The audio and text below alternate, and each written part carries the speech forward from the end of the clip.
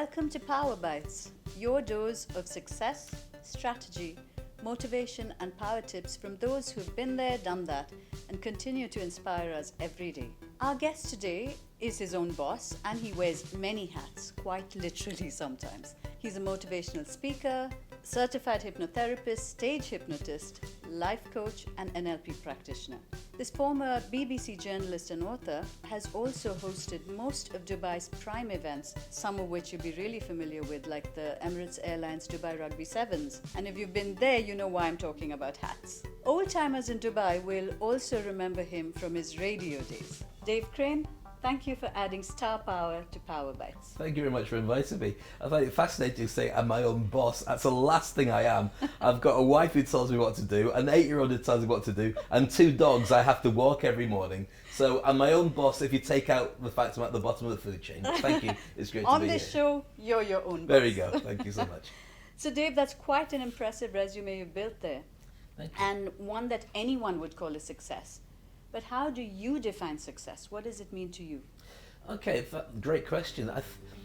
There's a comedian, raconteur, and actor and author, a very famous guy called Stephen Fry, and he says that there's a thing called a portfolio lifestyle, and that's rather than the old days where you had a job, you worked in a bank, you became a bank manager, and that was your legacy. Nowadays, many people have a number of different things that they wear, literally different hats that they have all the way through. So when I've moved to a new role, sometimes it doesn't mean the old role disappears. It means that I'm doing many different things, but my focus is on something new. Now, for me, success is a number of different things. One of the major things is just being happy. You know, I find that doing something that doesn't interest me, or doing something where it feels like it's a job because I'm being paid to do something I don't like, is a major reason to not want to do it anymore. And usually if it's not exciting and I don't feel the passion and it doesn't allow me to position myself as something that's innovative for my own benefit, not necessarily for anybody else, I find that I have to move on. And that is usually in line with the way that the business world is going as well. So right now my key area is training people to be able to speak and communicate and persuade effectively.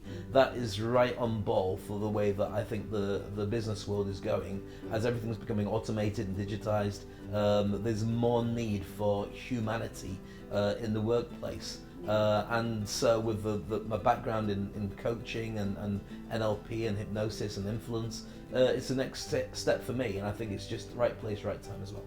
Okay.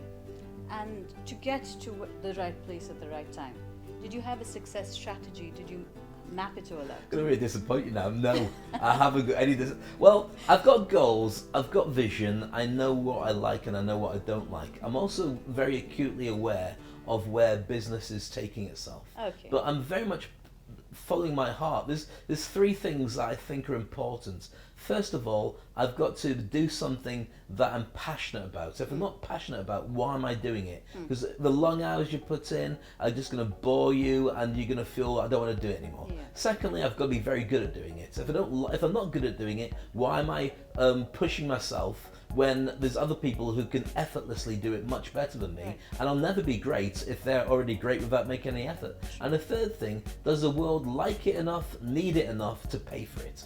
If those 3 things come together, I love what I do, I'm very good at it, and people will pay for it, then that is my strategy. And the goalposts keep moving all the time, because, for instance, when I first got into being a hypnotist and an NLP master practitioner, that was taking it back about 20 years. I've just come out of radio then. And I was ahead of the curve. So I was going on stage and speaking about this stuff and people were like, ooh, it's like magic. And they're really excited. And there's a lot of bored people who then became a coach who may not have the experience to be able to advise other people on stuff the way that they really should be doing it. But the formula for being paid is very simple. People pay you for the effect of a job you do and how cheaply you can be replaced by somebody else. So therefore, if you're doing a really good job, but they can get what you deliver free or for less, then you can't mark it up and you can't really make it an effective living. So for me, I've always evolved at the same kind of pace, luckily, as industries. And I felt if I was overstaying my mark, then it was time to move on. And it's never about whether I'm comfortable or not. The comfort zone for me is a discomfort zone. When I was on radio, I was doing fine. You know, I mean, I could have easily taken another 5 years of being on radio and still done really well out of it.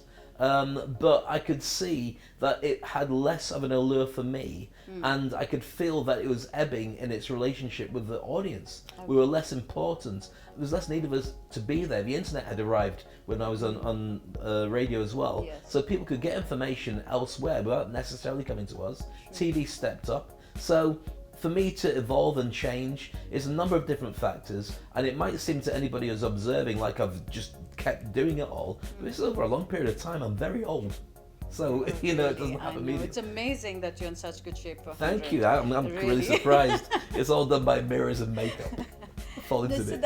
I mean, I hate to disappoint you, but that sounds like a pretty sound strategy to me. Thank you. To keep your eye on the ball and to keep evolving at the pace that you have to.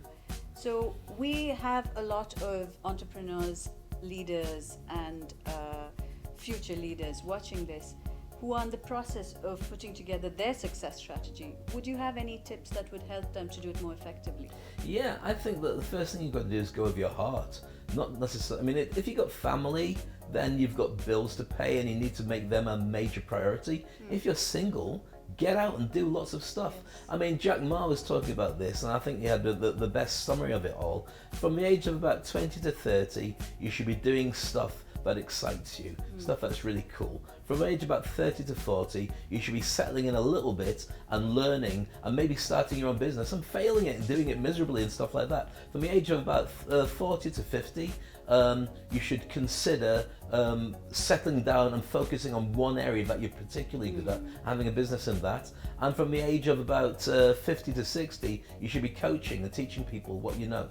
Into the mentor stage. Absolutely. But he also said from the age of 60, you should retire and look after your grandchildren. I can't see that happening. Well, first of all, I've got an 8-year-old daughter. I've checked out the science. It's not going to happen yet. But also, I think that we're blessed that we can now, and it's not even near how it's going to be, we can live for a very long time if we look after ourselves. Yes. And at some point we'll be able to 3D print every part of your body and replace it. So you'll get people who are able to live to 100, 120 effortlessly. So I think you have to keep pushing yourself, getting out of your comfort zone, enjoying a discomfort zone, and that challenge means that every day you wake up hungry, but you want to go out and earn something in the world. And that's the way I've lived for a very long time. Yes. And to come to an area that you know I'm very passionate about, have you thought about what your legacy will be, Dave? What will live on long after you're gone? I'm sure the bank account has thought about that. The bank manager's gone, oof, he's going to be paying off debt. No, it's not that. My life after death, my legacy will be the amount of people that I reached and changed and helped while I was alive. That's exactly and after I've popped my clogs and gone off to be in a wooden box and eaten by worms, then whoever is learning from the stuff that I shared with other people will be the ongoing afterlife in my world. That's your legacy. That's my legacy. And it doesn't have to say Dave said that. I am going to be the least person to care if I came up with it first. But if the things I've shared and the things I was able to change people's lives with are ongoing and people are passing it forward, paying it forward, then that really works. I think in terms of the legacy that I'm really interested in is just if my daughter is happy, then I've done my job. That's it. There you go. That's it. It sounds pathetic, but it's true. It really is. I want her to grow up with the options of doing whatever she wants to do. I don't care if she's rich, poor, just happy. So a happy daughter would be your legacy. Happy daughter, end of story. All the rest of it is leading towards that. And my getting out of bed, my going to work, going into battle, having business arguments and the stuff and strategies I put out there are to allow me to create a nurturing world where my life lessons I can pass on to my daughter so she won't have to have gone through what I went through. Yes. But she probably won't anyway because she thinks, why would I bother doing what Dad did because it looks really boring anyway. But that's what drives me every morning to get out of bed. Excellent, because that just brings me to my next question. What keeps you going when things aren't going anywhere? Well, first of all, I'm driven by my daughter. I need to make sure that she's got a perfect life. Not a perfect life. I like her to see the challenges, and I call a spade a spade. I'm happy to say profanity and bad words at home because life is real. Yeah. But I also think that's important for her to be able to understand why I do what I do. Yes. So that's important. What keeps me going, what motivates me is I'm getting old. And I don't care. I mean, if it ended tomorrow, I couldn't care less. I really couldn't. I think that there'd be more food in the house and the dogs wouldn't go for a walk. But that would be about it for me. But I also know that I'm living every second of every day the very best that I can. So I don't waste a second. I really don't. I love what I do. And even if I take the foot off the gas, that foot off the gas is a deliberate break to be able to step up to something else. So things like, I've got my Kindle over there. I've got a number of books I'm reading at the moment. If I've got some spare time, I'll just get the book out and read through. So I don't waste time. What drives me is I just enjoy the journey. And I think that right now, and I'm 51 years old, which I don't mind admitting, the grey, I'm turning into Morgan Freeman, like it or not. Steve. I'm owning the grey until I die it, and then I become 10 years younger and thinner. But I think that I am at my biggest hitting stage now. I can punch harder than ever before in my business experience. So I think from the age of about 45 to about 65, you've got the experience to be able to select what you do, why you do it, and get the most amount of impact without the amount of BS that goes with it to get there. And so I'm at a really good point in my life where I'm able to pick and choose the projects I'm working on, the clients I'm working with, and contribute. Doesn't mean I'm not pushing myself all the time. I'm not brutal with myself either. I mean, I've got a relatively good sense of humour, and that's internal as well. I laugh at everything. Even when I make a fool of myself, I laugh at it. I do stuff that's outside my comfort zone, and I mess up regularly. And I laugh, and I don't care. Because if I keep pushing myself, then what I do will be better than the people who won't step up. Even if they're better than me at doing it, most people don't want to take those risks. I don't care. So I love it, and that gets me out of bed. I'm up at 4 o'clock every morning. And I go to sleep usually when I find my laptop is in my face. I fall asleep in front of it. But I don't like sleeping. I don't like not being aware of the wonderful world that we're in and the opportunities that are around us. And just taking in the love of my family and the friends that I meet and the challenges and the hardships and all. I love it all. Live while I'm alive and sleep when I'm dead. Exactly. You've got plenty of time for that, unless you know more than me. In which case it could be tomorrow. In which case, Mum, thank you for everything, and I hope you are my dad. So Dave, you and I are coaches, so we know the value of coaching. But how has having a coach helped you in your professional and personal journeys? I think the essential thing about having a coach is you can get too close to you. And so you can't see the wood for the trees. There's a famous quote, I'm probably going to make a mess of it, about the fish that's swimming around the world looking for water. Saying, where's this water being told about? Said, what's right next to you? No, it's too obvious, it can't be. And that's one of the problems when you are self-coaching, that you sometimes miss obvious stuff.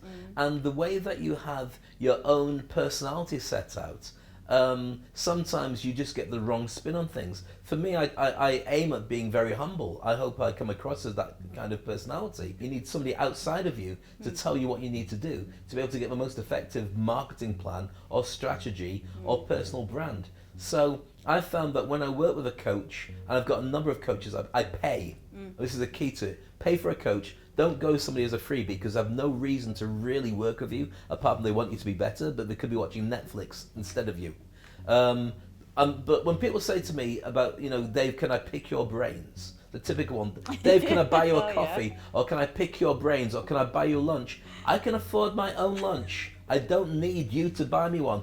Here's what I'd rather be doing. My default setting is sitting with my family watching a Disney movie. My dogs are sitting there. We've got Lion King or Jungle Book. We've just ordered a takeaway and I'm sitting there chilling out. That's my favourite thing in the world. If anybody wants to take me away from that, they're going to have to pay for it. True. So one of the things that's very important for coaches, I'm sure you've been through this as well, and as an entrepreneur, is when somebody says, can I just ask you for stuff? Well, it's taken me 51 years to get to the point where I am right now.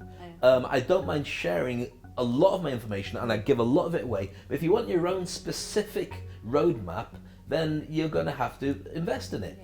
And the reason that this is true for every coach, and we should do it, because if you meet with somebody for free and you tell them this great strategy, they'll end up making lots of notes and, oh, thank you, thank you, thank you, thank you. And you usually are in a giving mode, so you probably pay for the coffee yourself anyway. But then what they do is they will leave that meeting and they'll go to your competitor and they'll hire your competitor to help them to do what you do. Yes. Now your competitor then gets the money that you didn't earn, but also they get tipped off on why you're the best practitioner at what you do, because they now have your strategies for the future clients that they're going to have.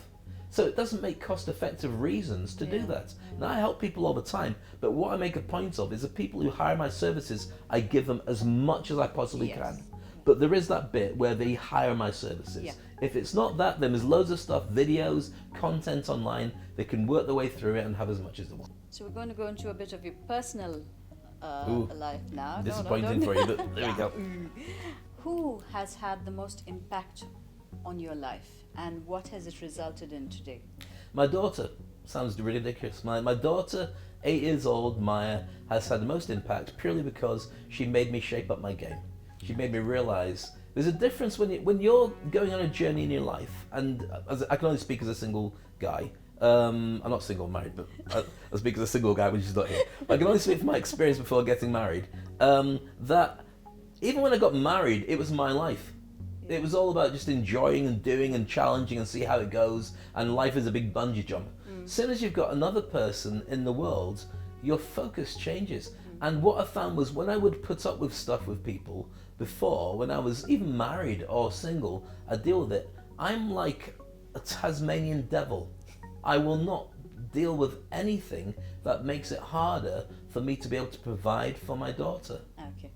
And so I found that I'm still morally driven by my values and my mission and my goals, and I don't hurt people, but don't cross me and don't disrespect me, because it's not about me. If you disrespect me, that means that I'm going to find it harder to be able to provide for my daughter and grow her, because I won't be the person that I believe I'm growing into. Okay. And so that's the thing that's made the biggest influence.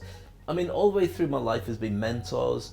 Paul McKenna, as a hypnotist who came from radio, in the early days made me make that transition from radio into being a life coach and hypnotherapist. In music, in the early days, I probably can't say it, Michael Jackson I thought was a superstar when I was growing up. Not quite as cool as we thought at the time, I hate to say it. So there were certain benchmarks of people that I aspired to. Yeah. But the question of who would be my gurus, who would be my mentor, I think there comes a point, maybe it's an age thing, where I can see people as potential peers, people that you admire, but I'm so far down my own path. Yeah. And I don't mean it in arrogance. I've got no benchmark. I've got nobody who can turn around and say, oh, you know, he looked like Bob Marley, and he was a hypnotist, and he'd done radio, and now he's teaching people to do public speaking. You're just like it. No, there's nobody at all. I mean, when I was going along and doing rugby sevens, I'd go out in the middle of a pitch in front of like 45,000 people, and I've reached 2 billion people on TV. 2 billion people, and I've reached 2 million people in stadium watching me with a microphone dressed as blooming Scooby-Doo or whatever. Sometimes not, sometimes looking really cool, not very often. But I don't know many people have done that. I really don't. And so, not from an arrogant point of view, I just have to go down my own path. Yeah. And I learned a major lesson the first time I took over at Rugby Sevens. And I was given the job. I was a DJ before at the Rugby Sevens, but I was given a job of being head of entertainment, director of entertainment. And so I was driving along in my big red Jeep at the time. I was still on radio, and I was thinking, I can't believe you got this job because you don't know what you're doing. Yeah. And I really didn't. And I'd got the team, and I'd added some people to the team. But I'm thinking, you're going to get there, and it's your first time running this big event, and they're going to find you're a fraud. They're going to turn around and say, Dave, you don't know what you're talking about. And I thought, okay, Dave, you're a life coach. Ask yourself a better question. If I was not to be the guy running it, who would I choose who should be doing it? I thought it's going to be somebody who knows the event, somebody who knows entertainment, understands audiences, and has a good team around them. Dave Crane. So therefore, I was the best person to be doing that job.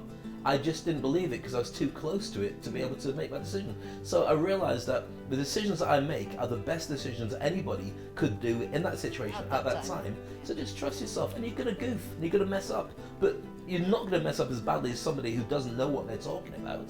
So just go with the flow. I mean, I've done some stupid things, and I do stupid things all the time, but my stupid things are usually tiny, tiny ones that I notice, but nobody else will. Yeah. You know, so I've got, but I'm not trying to be, you know, I'm not working in an area that I'm no good at. I'm not cooking food for like 5,000 people or flying a plane where there's a bit more risk. I'm just holding a microphone and talking to people, so it's not that difficult. And what about when you look back on your life at a time that you used to call the worst moment in your life, but now you realize that you gained or learned something priceless from it? You see, my rotten times were rotten. I know what people say, you know, the worst times are the best because you learned something about it. My worst times are really rubbish. I remember having no job. I remember being a student. I remember walking around in the rain and I remember surviving on a jacket potato with cheese and with baked beans every day because I was a student. Because students, not in Dubai students have got more money than their parents have, but in the UK students are poor. I was living in a condemned house that the council had given to students because the rest of it was in Essex and where they're building up a bit like Dubai. So the council houses were going to knock down, but they let students live in them. I was sharing a room with spiders, literally, and all sorts of stuff. And those were very important learning curves because they were horrible. Yeah. I don't want to ever be there again, but if I had to be, I'd be whatever. So there you go, that's your motivation. Yeah, I don't want to be there. It was horrible. I'm going to do what I can to not be there again. That's true, but people say, you know, the worst times were the best. It wasn't, it was wrong. My best learning curves usually come from post-mortems after I've done something that I thought was really good, and then looking back and going, actually, it could have been better. And that's an ongoing process I have, because I think that you can always do better, but the question is, do you really want to? I'm a real believer, jump and grow wings on the way down. If you do something that's 70 or 80% right, move on, that's fine. And I know that in business, no, you must be 110%, and that's what the CEOs say to everybody. First of all, 110% doesn't exist. You can't give 110%. It doesn't exist. You can give 100% if you can. But at school, you're taught to get A grades and B pluses. That, in my time, was 80, 85, 90%. If I'm giving 90% of my effort and time and getting good enough results, and do that throughout my entire life, even getting 70, 75% throughout my entire life, that's an A grade life. So that gives me time to relax and chill out and be lazy and do the stuff I want to do. And I think that's a major reason why I don't get as much stress as people who are working just as hard, because I do work hard, but I don't feel stressed because I'm doing what I love, and also I allow myself to breathe in between. I don't run at meetings, I walk in between. And if I walk in late, well, here I am. I'll be worth it while I'm here. But you just had to look at your phone for a while and talk to your wife. Talk to your wife more often, by the way, you have to. So that's it. I mean, I've got a pace that works for me, and for me, for my ecosystem, that's about right. Okay. That's all you owe yourself. Yeah. What's best for you?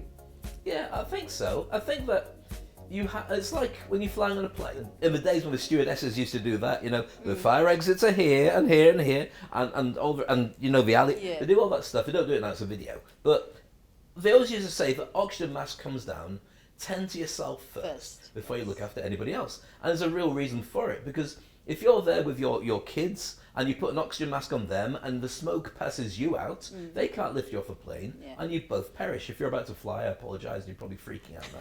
But the analogy is sound. So if you can look after you, then you're in a position where you can help other people better. Yes. So that little bit of selfish isn't selfish, it's actually just getting your act together, so then you can prove by example and by leading the way that other people don't have to go through the horrible challenges that you are. That's perfectly put, Dave. Thank you so much. I made that up. So Dave, what's next in your action-packed plan?